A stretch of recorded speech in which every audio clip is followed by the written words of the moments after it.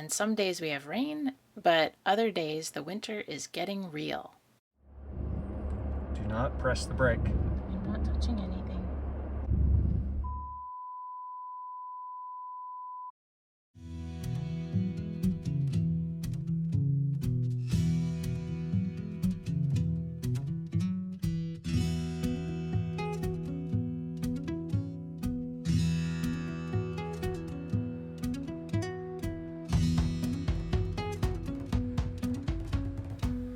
Welcome back to our first winter in Vermont. As some of you know, we moved here from Texas in the spring when everything was green. And now it's the end of January, and some days we have rain, but other days the winter is getting real. We're facing a bit of a learning curve, as you'll see later in this video. Good afternoon. We had snow the other day that did not melt for a change. And then we got more snow on top of that. And now it's about up to my knees. This heavy wet snow is beautiful, but it's so hard on the trees. It just sticks to them and weighs them down. There are reports on Facebook of a lot of people locally losing their power from trees falling on the power lines. That is one problem we don't have here, although we did finally have to run the generator because we haven't seen the sun in so long. Our mudroom has been so awesome. The caulking on the outside did not work very well, so it's not exactly airtight, but keeps us dry going in and out of the trailer, which is so nice. So, let's talk about our driveway, which is one of the most unique and exciting things about our property.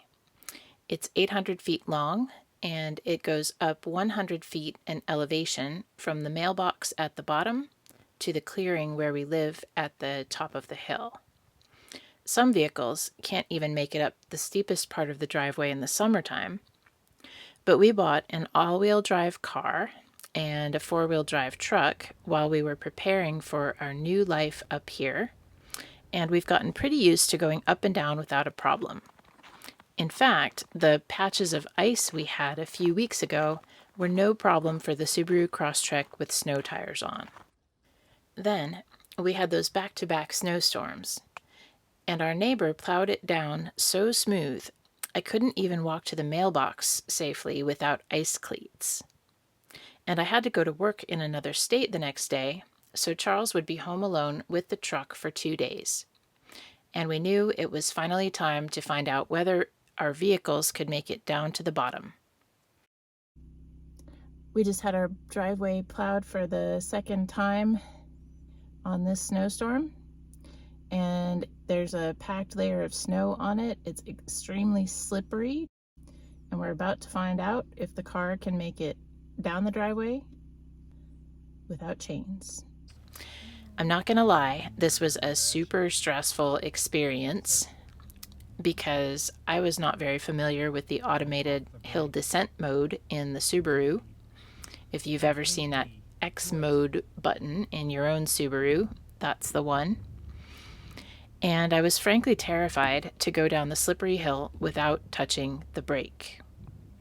Do not press the brake. I'm not touching anything. You can hear the X-Mode grinding there. It's actually a software program that is controlling the braking, the transmission, everything except the steering, which is what I'm doing.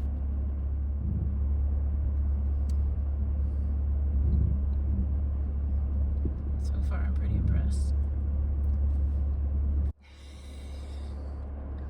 Just remember when you take off to turn the X-Mode off when you hit the road. Or what happens if you don't? You're only supposed to use it up to like 15 miles per hour. We found a tree down at the bottom of the driveway, but it was too big for Charles to move, so we'd have to come back with the chainsaw.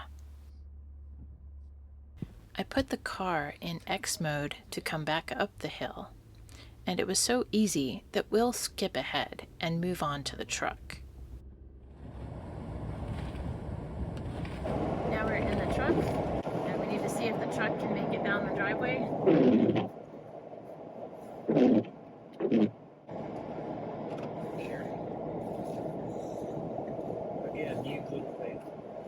The stressful experience got even more intense when Charles felt a lot more optimistic than I did about a hill descent mode in the Ford F-150.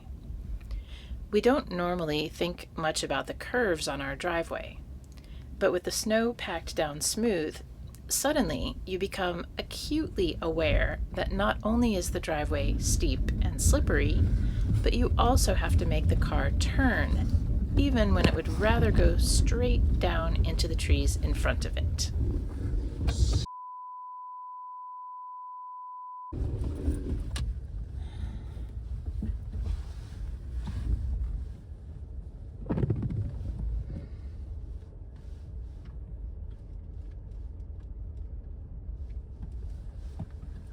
As good as a car.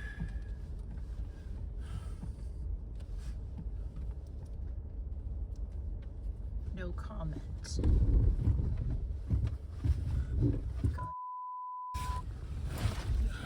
The same snow that made us slide down the hill actually saved us from the tree, and we later found out that our neighbor who plowed the driveway strategically piles up snow in front of trees on curves on driveways like ours, which we appreciated very much.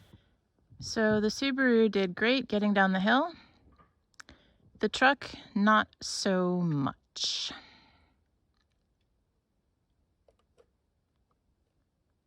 We'll worry about getting the truck back up the driveway in a moment. First, we have to take care of the tree.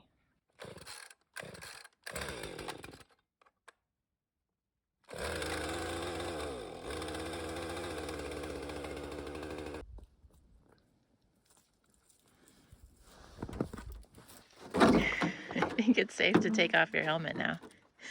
Oh, I didn't realize I had on.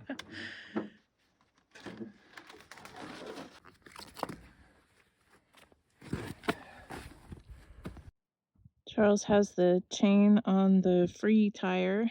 The other tire is right up against the snowbank. So he's going to try to back up first and put the chain on the other back tire.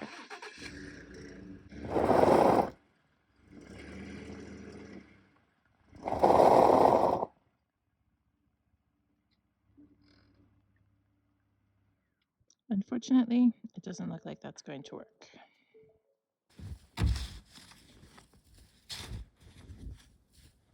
Since the front tire in four-wheel drive was spinning the first time, he's going to put the chain on that tire instead of the other rear tire. I may not have been super helpful in this situation, with only the camera in my hand, but fortunately I did remember that we had a tool in the truck for just this occasion, and Charles was happy to be reminded of that. It's called a Trac-Grabber, and it's a rectangular block that straps around the wheel and helps to give the tire some traction. So he's putting the Trac-Grabbers on the two wheels that don't have chains on.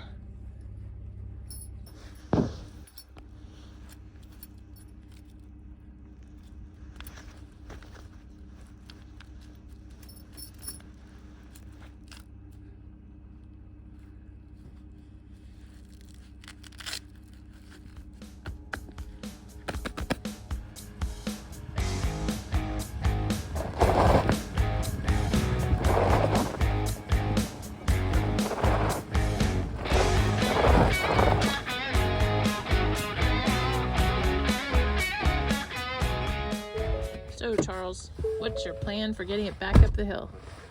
Drive it. With the Trac-Grabbers off and the chains still on the one side. Yes.